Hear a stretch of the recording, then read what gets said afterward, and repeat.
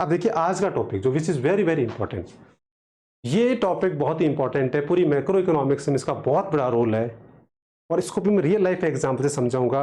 देखो अभी तक रियल लाइफ एग्जाम्पल से मैंने इंटरमीडिएट फाइनल समझा दिया, उसको से कनेक्ट कर दोगे तो आपको हमेशा याद रहेगा।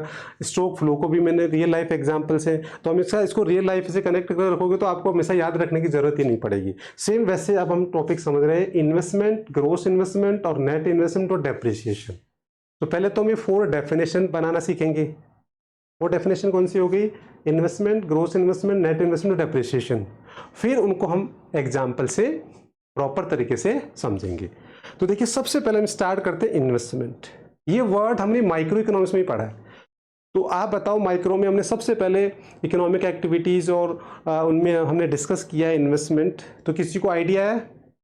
Anyone who can define in your own language अब तक जो भी आपको नॉलेज है, क्योंकि आज तो हम इसको बहुत ही हाई लेवल पे लेके जाएंगे, बट अब तक जो आपका बेसिक नॉलेज है अबाउट द इन्वेस्टमेंट, तो अब आपको जो कॉन्सेप्ट आता है उसी से मैं कनेक्ट करूंगा इसको।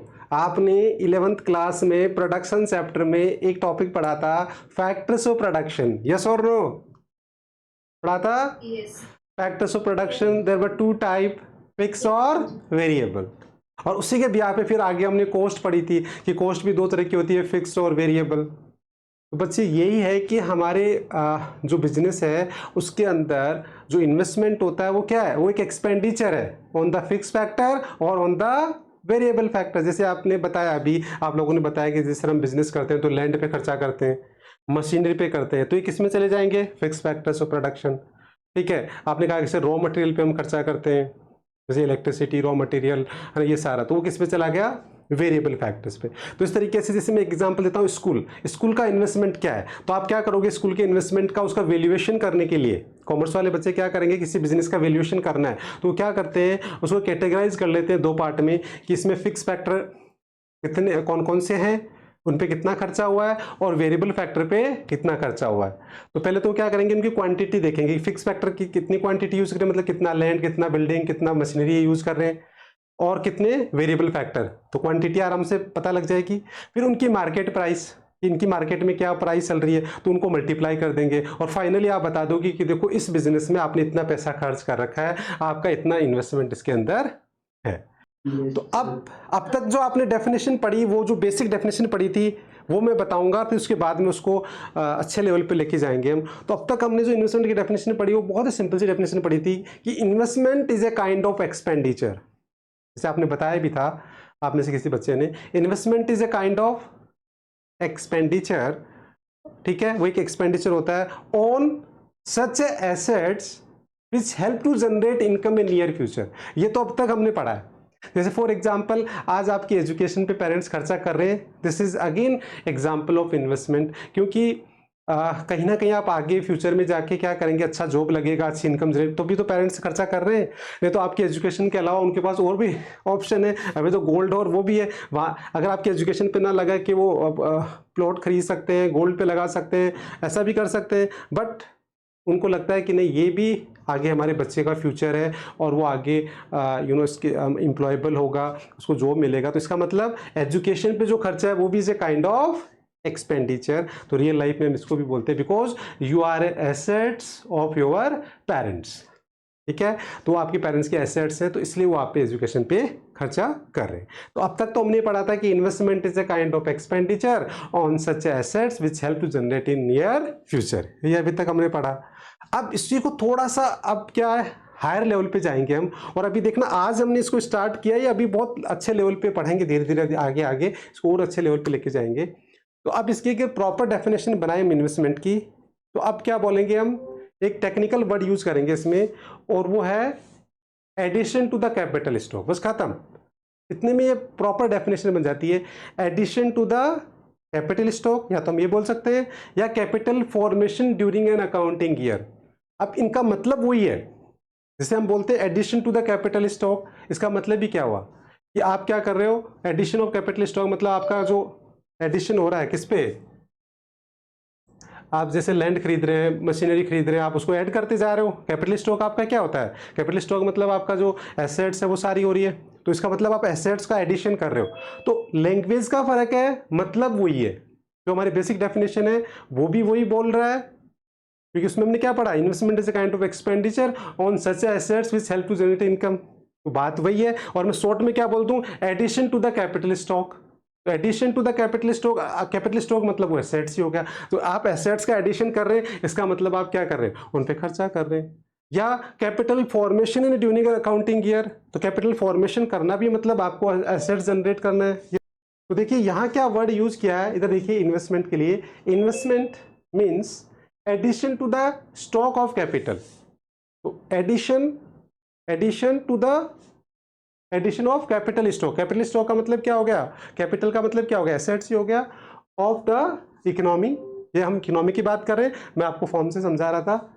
It is also termed as a capital formation, तो हम कैपिटल फॉर्मेशन भी बोलते हैं। तो कैपिटल फॉर्मेशन बोलिए, या एडिशन टू द कैपिटल बोलिए, या expenditure on assets, all are the called investment.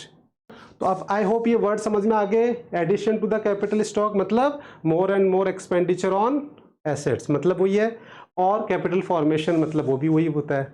तो बस ये टर्म हमने प्रॉपर यूज कर ली, क्योंकि देखो इकोनॉमिक्स में आपको पता है 11th क्लास में भी आपके मार्क्स कटे थे ना इकोनॉमिक्स में। उसका मेन रीजन क्या होता है, क्योंकि आपकी आप क्या करते हो इकोनॉमिक्स की, कैसे आंसर लिखते हो कि भाई अपनी लैंग्वेज में लिखना स्टार्ट कर लेते हो, जबकि स्पेशली माइक्रो इकोनॉमिक्स बड़ी खतरनाक है। माइक्रो इकोनॉमिक्स में मार्क्स क्यों कटते हैं, क्योंकि उसकी खुद की वोकेबलरी होती है, टर्मिनोलॉजी होती है, हम वो यूज नहीं करते तो हमारे मार्क्स कट जाते हैं।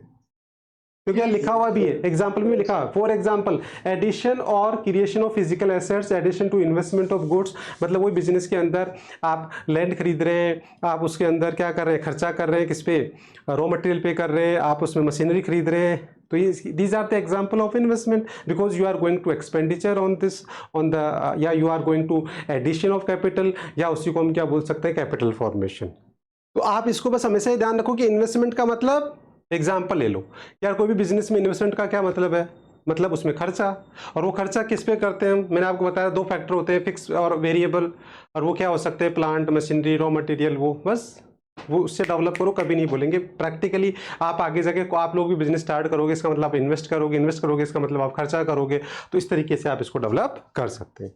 अब देखिए नेक्स्ट टॉपिक इसमें जो आता है वो आता है कि टाइप ऑफ इन्वेस्टमेंट की अगर हम बात करें तो इसके अंदर देखिए एक तो ग्रोस इन्वेस्टमेंट होता है, एक उसके बाद में एक नेट इन्वेस्टमेंट होता है। तो उससे पहले हम क्या समझते हैं, डेप्रिसिएशन को, फिर उसके बाद में इनको 1 बाय 1 समझेंगे। तो देखिए पहले डेप्रिसिएशन को समझेंगे और उसके बाद फिर हम ग्रोस और नेट को समझेंगे। तो देखिए इनको स्टार्ट करने से पहले मैं एक इक्वेशन बताता हूँ आपको जो बहुत काम आएगी आगे पूरी नेशनल इनकम में, न्यूमेरिकल में हर जगह टॉपिक काम आएगा।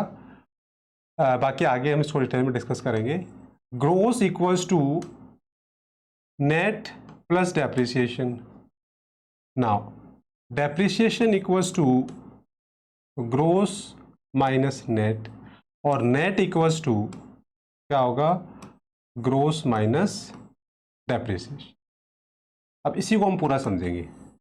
तो ओवरऑल इस इक्वेशन से आपको क्या समझ में आ रहा है, इन इक्वेशन से समझ में आ रहा है कि जो ग्रोस और नेट है, जैसे ग्रोस में और नेट में, मतलब यहां देखिए ये वाला इक्वेशन देखिए आप, कि ग्रोस और नेट का जो मेजर डिफरेंस है वो क्या है बच्चे,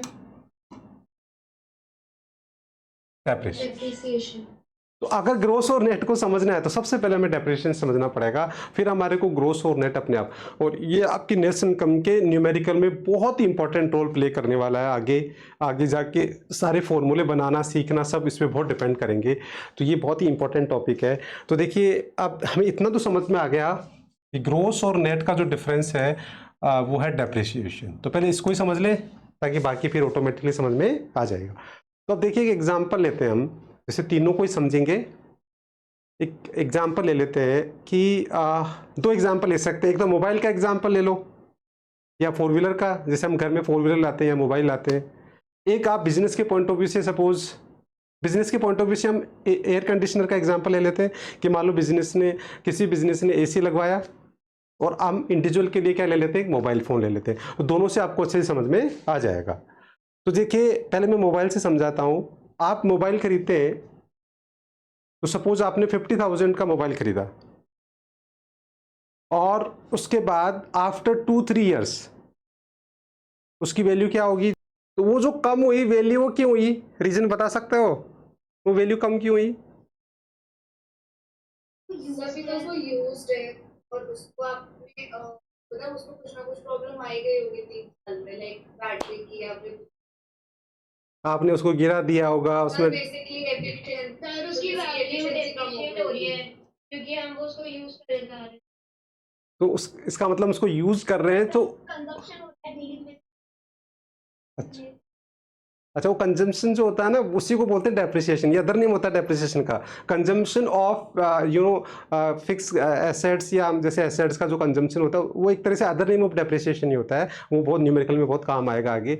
तो देखिए कुल मिला के मैंने उस मोबाइल को यूज़ किया और यूज़ करने की वजह से उसमें नॉर्मल वियर एंड टियर हो गया, वो गिर गया, डेंट आ गया, स्क्रैच आ गए, ये हो गया। एक तो ये रीज़न हुआ कि उसमें नॉर्मल वियर एंड टियर हो जाता है, हम यूज़ करते हैं।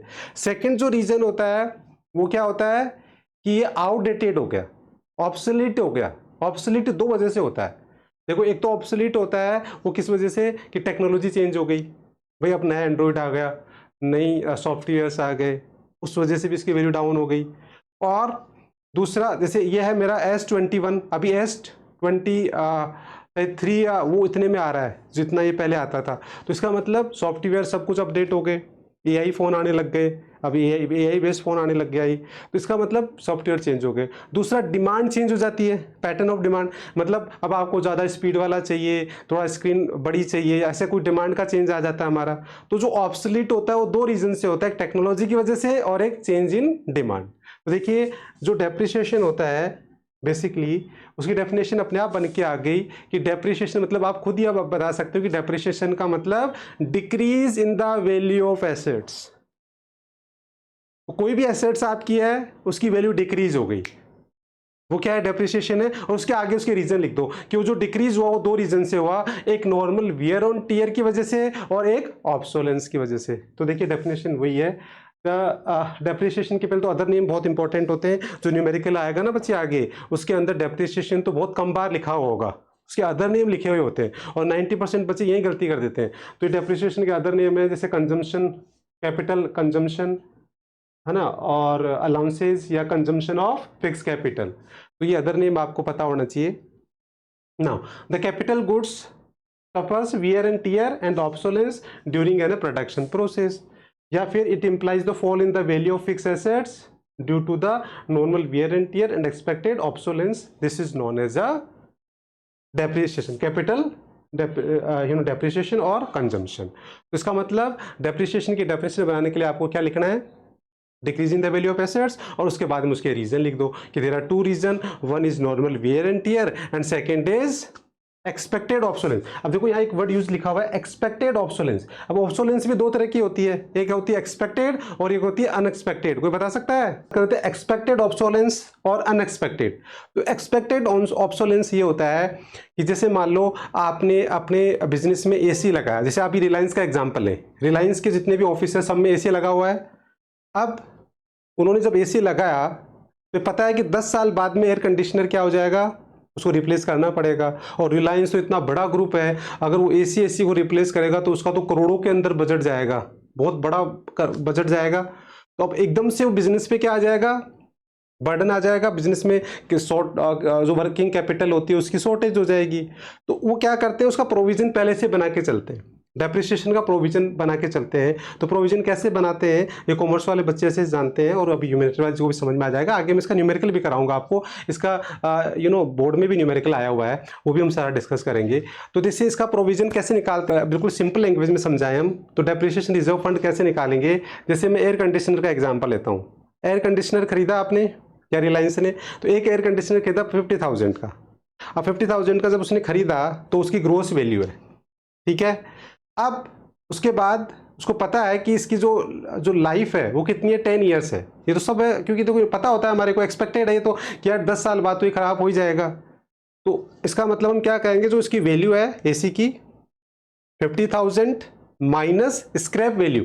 स्क्रैप वैल्यू मतलब जैसे फॉर एग्जांपल अगर हम बात करें कि आपको निकालना है डेप्रिसिएशन रिजर्व फंड, तो आप क्या करोगे, जैसे AC की वैल्यू कितनी है, fix asset, value of fix assets मान लो 50,000, ठीक है। स्क्रैप वैल्यू क्या होती है, स्क्रैप वैल्यू का मतलब हो गया कि जैसे लास्ट में कुछ तो मिलेगा इसका, यस और नो, भाई कुछ तो मिलेगा, मान लो 1000, 2000, मतलब 5। एक तरीके से कबाड़ी की वैल्यू। हाँ, कबाड़ी वैल्यू, यस एग्जैक्टली। तो जो कबाड़ वैल्यू है ना, वो मान लो हम ये मान लेते हैं कि इसके 1000 रुपये मिल जाएंगे, या 2000, 2000 मान लेते हैं, कितने ही मान लो आप, ऐसे इतने तो मिलेंगे ही। और कितने ईयर चलेगा ये?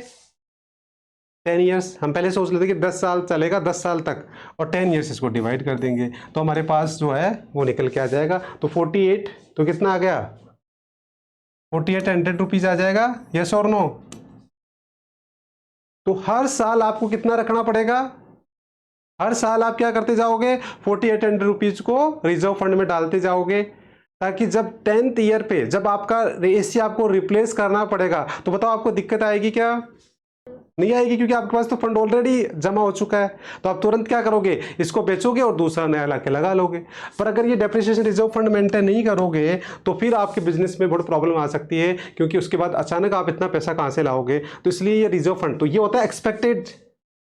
देखो, ये जो एक्सपेक्टेड ऑब्सोलेंस का मतलब, जिसका हम डेप्रिसिएशन रिजर्व फंड बना लें, जिसको हम पहले से ही क्या कर लें, ऑब्सोलेंस को पता है कि यार ये ऑब्सोलीट होगा या आउटडेटेड होगा, इसकी वैल्यू डिक्रीज होगी, और उसका प्रोविजन हम बना सकते हैं, वो होता है एक्सपेक्टेड ऑब्सोलेंस। और अनएक्सपेक्टेड ऑब्सोलेंस, जैसे आपका एयर कंडीशन है लगा हुआ है, अचानक मान लो किसी के बिजनेस में मान लो फायर हो गया, फायर लग गया या कुछ ऐसे, तो वो कंप्लीटली डैमेज हो गया, ठीक है? तो कंप्लीटली डैमेज हो गया, तो वो तो क्या होगा? अनएक्सपेक्टेड था कि अर्थक्वेक आ गया, फायर हो गया, और भी बहुत सारी चीजें हो सकती है, कंप्लीटली वो गिर के डैमेज हो गया, तो ये अनएक्सपेक्टेड होता है, जिसको हमें पहले से हम उसका प्रोविजन नहीं बना सकते। वो अचानक कुछ भी हो सकता है। देखो, ऐसे तो एवरीथिंग इज अनसर्टेन, तो वो जो अनसर्टेनिटी है उसी को अनएक्सपेक्टेड ऑब्सोलेंस बोलते हैं। और एक्सपेक्टेड ऑब्सोलेंस लाइक डेप्रिसिएशन, जिसका हम इंश्योरेंस भी हो जाता है। आजकल तो दोनों का इंश्योरेंस होने लग गया, एक्सपेक्टेड और अनएक्सपेक्टेड दोनों का ही होने लग गया। पहले था अनएक्सपेक्टेड का इंश्योरेंस नहीं होता था, बट अभी तो धीरे धीरे क्या हो गया, बहुत ही डायनेमिक बिजनेस होने लग गया आजकल, तो वो करने लग गए, ऐसी बात नहीं है। बट इसका तो प्रॉपर समझ में, तो ये वर्ड समझ में आ गया, एक्सपेक्टेड ऑब्सोलेंस। अब देखिए डेप्रिसिएशन का मीनिंग आ गया, मीनिंग पढ़ लिया हमने, अदर नेम पढ़ लिए, देन इसका फॉर्मूला जो मैं पहले ही बता चुका हूं कि डेप्रिसिएशन मतलब ग्रोस माइनस नेट, ये हम कर ही चुके हैं, फॉर्मूला हो गया इसका। देन उसके बाद में इसके रीजंस यहाँ दे रखे हैं, there are 2 reasons, first normal wear and tear, and second is expected obsolescence. और उसके भी 2 पार्ट होते हैं, ये मैंने डिटेल में आपको रियल लाइफ एग्जाम से बता दिया कि जो एक्सपेक्टेड ऑब्सोलेंस होता है 2 रीजन से होता है, एक चेंज इन टेक्नोलॉजी और एक चेंज इन डिमांड। इसको मैंने डिटेल में आपको समझा दिया है। नाउ अब आज हम चलते हैं ग्रोस इन्वेस्टमेंट पे। तो देखिए, पहले अगर हम ग्रोस इन्वेस्टमेंट और नेट इन्वेस्टमेंट की डेफिनेशन की बात करें, तो बच्चे इसमें कोई ज़्यादा दिक्कत नहीं आने वाली। एक वर्ड चेंज करना है। देखो, इन्वेस्टमेंट की जो डेफिनेशन है उसी से हम बाकी दोनों की डेफिनेशन बना लेंगे। तो पहले तो मैं डेफिनेशन को इजी कर देता हूँ, फिर मैं कॉन्सेप्ट पढ़ाता हूँ। तो देखिए, इन्वेस्टमेंट की डेफिनेशन में हमने एक वर्ड पे लाके खत्म कर दिया था, addition to the capital stock. Yes और नो? इन्वेस्टमेंट को हम शॉर्ट में क्या बोल सकते हैं? Addition to the capital stock. और उसका क्या मतलब होता है कि expenditure on assets like raw material, factor, variable loan, वो सारा हमने डिटेल में डिस्कस कर लिया। तो अब इसी वर्ड से हम तीनों के डेफिनेशन बना सकते हैं। तो addition to the capital stock तो इन्वेस्टमेंट हो गया, टोटल एडिशन, टोटल वर्ड लगा दो उस पर, तो क्या बन गया? ग्रोस। और उसमें actual addition word, actual word लगा दो, तो वो क्या बन गया? नेट। जैसे फॉर एग्जांपल आपका एयर कंडीशनर जब आपने खरीदा था तो 50,000 का था, तो वो क्या था? Total addition. क्या था वो? Total addition to the capital stock. But after suppose वो 5 ईयर्स उसकी वैल्यू रहेगी 25, तो वो उसकी वैल्यू क्या होगी? एक्चुअल वैल्यू हो गई, तो दैट इज द नेट। तो actual addition to the capital stock मतलब जो डेप्रिसिएशन को इंक्लूड नहीं करता है, और जो total addition to the capital stock, इसका मतलब उसमें डेप्रिसिएशन भी इंक्लूड है और उसकी एक्चुअल वैल्यू भी एडेड है। ठीक है? तो जैसे हमने इक्वेशन डिस्कस किया था ये वाला, कि ग्रोस का मतलब क्या हो गया? ग्रोस का मतलब क्या हो गया? टोटल एडिशन, मतलब उसमें नेट भी इंक्लूड है, उसमें डेप्रिसिएशन भी इंक्लूड है। और जो एक्चुअल एडिशन, नेट को क्या बोलते हैं हम? एक्चुअल एडिशन, इसका मतलब उसमें से डेप्रिसिएशन को हम एक्सक्लूड कर देते हैं। तो प्रेजेंट में एक्चुअल वैल्यू क्या है? जैसे आज मेरे फोन की प्रेजेंट वैल्यू क्या है? वो मेरा नेट इन्वेस्टमेंट है। मेरे एसी की आज वैल्यू क्या है? वो मेरा नेट इन्वेस्टमेंट है। तो net investment exclude the depreciation, gross investment include the dep. तो ये फॉर्मूला भी बन गया और डेफिनेशन भी बन गई। बेसिक चीज, बेसिक तो ये बन गया। अब डिटेल में हम आगे पढ़ते हैं। तो देखिए, ग्रोस इन्वेस्टमेंट को समझने के लिए यह एक फ्लो चार्ट बनाएंगे हम। देखिए, ग्रोस इन्वेस्टमेंट, ग्रोस को बोलते हैं डोमेस्टिक कैपिटल फॉर्मेशन भी बोलते हैं, इसको इन्वेस्टमेंट भी बोलते हैं, मतलब आप इन्वेस्टमेंट एंड ग्रोस इन्वेस्टमेंट वैसे दोनों सेम ही कॉन्सेप्ट होते हैं, ठीक है। अब इसको हम 2 पार्ट में डिवाइड करेंगे आगे। ये फ्लो चार्ट बहुत इंपॉर्टेंट होगा आगे जाके। तो देखिए सबसे पहले जो आपका इन्वेस्टमेंट है, ग्रोस इन्वेस्टमेंट, उसके 2 पार्ट हो गए। फर्स्ट पार्ट हो गया, ये मैं वो डिटेल में समझा चुका हूँ, फिक्स्ड इन्वेस्टमेंट। मैंने बताया था ना फैक्टर्स ऑफ प्रोडक्शन, फिक्स और वेरिएबल, वैसे फिक्स इन्वेस्टमेंट हो गया। और दूसरा क्या हो गया, डेल्टा स्टॉक। और डेल्टा स्टॉक का क्या मतलब है, क्लोजिंग स्टॉक और ओपनिंग स्टॉक। और अगर इसके नाम से नहीं मिलेगा तो किसके नाम से मिलेगा, इन्वेंट्री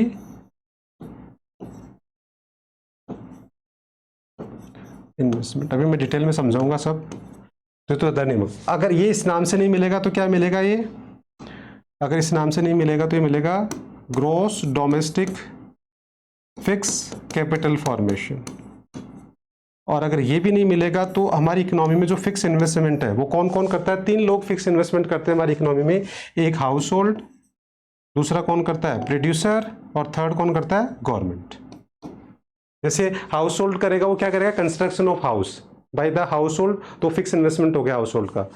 प्रोड्यूसर मतलब कंस्ट्रक्शन ऑफ बिल्डिंग्स, है ना, एसेट्स परचेज करना, ये सारा क्या हो गया, जो बिजनेस अपने एक बिजनेसमैन अपने बिजनेस में जो भी इन्वेस्टमेंट करता है, मशीनरी का, प्लांट का, लैंड का, वो सारा क्या हो गया, fix investment done by the business. और ग्रोस गवर्नमेंट क्या करती है, government like construction of dams, roads, ये सारे। तो इसका मतलब हमारी कंट्री में जो फिक्स इन्वेस्टमेंट है वो 3 लोग करते हैं। तो देखो सबसे पहले तो आपको क्या मिलेगा क्वेश्चन में, डायरेक्ट ही मिल जाए ग्रोस डोमेस्टिक कैपिटल फॉर्मेशन या इन्वेस्टमेंट। अगर वो डायरेक्ट नहीं मिलेगा तो फिर क्या मिलेगा, जैसे मैंने आपको बताया था कि फैक्टर्स ऑफ प्रोडक्शन बिजनेस के अंदर जो हम खर्चा करते हैं वो 2 तरीका का करते हैं, एक फिक्स फैक्टर पे और एक रॉ मटेरियल पे, मतलब वेरिएबल फैक्टर पे। वही क्लासिफिकेशन है, ये कुछ नया नहीं पढ़ रहे हो आप, तो इसे टेंशन में आने की जरूरत नहीं है। तो अब वो जो फिक्स फैक्टर्स पे जो खर्चा करते हैं उसे क्या बोलते हैं, फिक्स इन्वेस्टमेंट, ठीक है, उसे क्या बोलते हैं हम, फिक्स इन्वेस्टमेंट बोलते हैं। और जो आप रॉ मटेरियल और इन्वेंट्री पे खर्चा करते हैं उसे क्या बोलते हैं, डेल्टा स्टॉक बोलते हैं, ठीक है। वही हमारा डेल्टा स्टॉक होता है, उसको इन्वेंट्री इन्वेस्टमेंट या रॉ मटेरियल या वेरिएबल फैक्टर पे जो खर्चा करते हैं। अब वो या तो फिक्स इन्वेस्टमेंट के नाम से मिलेगा या फिर किस नाम से मिलेगा, gross domestic fix capital formation, ठीक है, इस नाम से मिलेगा। और अगर ये दोनों से भी नहीं मिलेगा तो फिर आपको ये अलग अलग जो फिक्स इन्वेस्टमेंट है, हमारी कंट्री एज ए होल हम बात कर रहे हैं तो पूरी कंट्री में फिक्स इन्वेस्टमेंट 3 ही लोग कर सकते हैं, एक प्रोड्यूसर, एक हाउस होल्ड और एक गवर्नमेंट। तो उनके हिसाब से मिल सकता है। तो ये फिक्स इन्वेस्टमेंट का पूरा कॉन्सेप्ट हो गया। अब आते हैं हम डेल्टा स्टॉक। डेल्टा स्टॉक मतलब जो हमारा वेरिएबल फैक्टर पे जो खर्चा होता है बिजनेस पे। अब उसके अंदर क्या होता है, या तो डेल्टा स्टॉक के नाम से दे रखा होगा या फिर आपको क्लोजिंग स्टॉक या ओपनिंग स्टॉक दे रखा होगा। ये सारे आगे हम न्यूमेरिकल करेंगे इनके। तो क्लोजिंग ओपनिंग दे रखा होगा तो आपको क्लोजिंग माइनस ओपनिंग करके डेल्टा स्टॉक निकाल लेते हैं। और अगर ये भी नहीं दे रखा तो फिर आपको दे रखा होगा इन्वेंट्री इन्वेस्टमेंट। अब इन्वेंट्री इन्वेस्टमेंट क्या होता है, अब इसको समझो तो फिर ये पूरा ही समझ में आ जाएगा आपको। जैसे मान लो आपकी एक फैक्ट्री है, उस फैक्ट्री के अंदर जैसे प्लांट है, मशीनरी है, वो तो सब किस में आ गई, फिक्स इन्वेस्टमेंट में।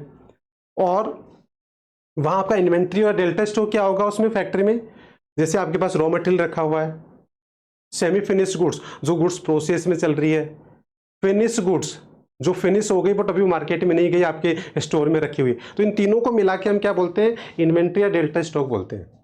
तो जैसे मान लो आप बिजनेस का वैल्यूएशन करोगे तो आप बिजनेस का वैल्यूएशन कैसे करोगे कि यार इसमें कितने फिक्स फैक्टर यूज हो रखे हैं, कितनी प्लांट मशीनरी हो, प्लस उसका ये भी देखोगे कि उसके बाद रॉ मटेरियल कितना है, सेमी फिनिश गुड्स कितनी है, फिनिश गुड्स कितनी है, वो भी तो उसका इन्वेस्टमेंट है, वो भी तो खर्चा है। तो वो सारा वो तीनों को मिला के क्या बन जाता है, ये सारा कॉन्सेप्ट बन जाता है कि the expenditure by the producing firms या बिजनेस या economy on the raw material, semi finish goods, finish goods.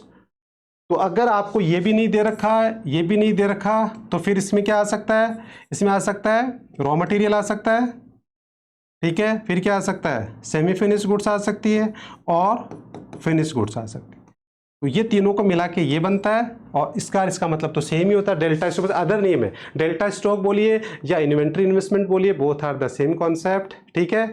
और इसके कंपोनेंट ये होते हैं। तो एक बार पहले थ्योरी पढ़ लो, फिर डाउट लेते हैं हम। तो देखो थ्योरी में सब कुछ यही दे रखा है, इसका मैंने प्लस फ्लो चार्ट बना दिया, वहाँ जो यहाँ लिखा हुआ है ना उसी का मैंने फ्लो चार्ट बनाया है।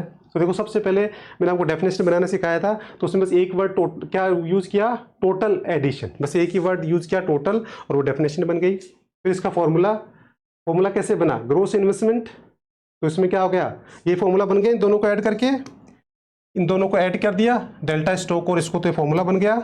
एक फॉर्मूला तो ये बन गया, एक फॉर्मूला हम पहले डिस्कस कर चुके हैं, कौन सा बताओ, एक फॉर्मूला तो ये लिखा हुआ है, एक फॉर्मूला हम ऑलरेडी डिस्कस कर चुके हैं, anyone, net investment plus depreciation. बिल्कुल, तो नेट प्लस डेप्रिसिएशन हम कर चुके हैं, तो दो फॉर्मूले हो गए इसके, ठीक है। उसके बाद में देखो इन्वेंट्री इन्वेस्टमेंट के बारे में पहले बता रखा है कि इन्वेंट्री इन्वेस्टमेंट या it is called change in inventory या delta stock, these are the all are the word same, सब सेम है, का मतलब सारा बता रखा है। Semi finish goods, finish goods सब बता रखा है इसके अंदर, जो मैंने सारा फ्लो चार्ट बना दिया। तो डेल्टा स्टॉक बोलिए, क्लोजिंग ओपनिंग बोलिए, या फिर इन्वेंट्री इन्वेस्टमेंट, या फिर सेमी फिनिश गुड्स, और उस पर सारी चीज़ें क्या होती है, ऑल आर द सेम, ठीक है। तो ये हो गया आपका मतलब वेरिएबल फैक्टर का खर्चा। और अब आता है फिक्स फैक्टर। तो फिक्स फैक्टर के अंदर देखो ग्रोस फिक्स कैपिटल फॉर्मेशन, ये मैंने बताया था अदर नेम, क्या तो फिक्स इन्वेस्टमेंट मिलेगा या फिर ग्रोस डोमेस्टिक फिक्स इन्वेस्टमेंट मिलेगा। अगर ये नहीं मिलेगा तो फिर हमारी कंट्री में कौन कौन करता है fix investment, country as a whole हम बात करेंगे नेशनल इनकम में, तो वो 3 लोग कर सकते हैं, हाउस होल्ड, प्रोड्यूसर और गवर्नमेंट। तो ये तो मैंने आपको मैक्सिमम बता दिया, ये एज इट इज अभी आगे हम नेशनल इनकम के मेथड में वो डिस्कस करेंगे, इसका न्यूमेरिकल भी, इसके कम से कम 3-4 न्यूमेरिकल भी कराऊंगा मैं आपको, बस अभी तो मैं आपको बेसिक आइडिया दे रहा हूँ, केवल बेसिक आइडिया, बाकी तो इसको आगे हम न्यूमेरिकल से भी समझेंगे।